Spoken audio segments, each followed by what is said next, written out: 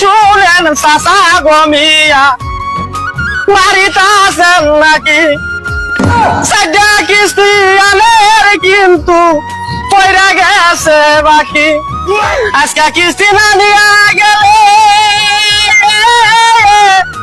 আমার কিন্তু সার কি থাকবো না চাচা বলি যে আপনার গো শোনো শোনো গো ভাইস্তা বলি যে তোমারে আজকে কিন্তু কিস্তির টাকা নাই বাবা আমার কাছে এত জ্বালা কেমনে সহ্য করি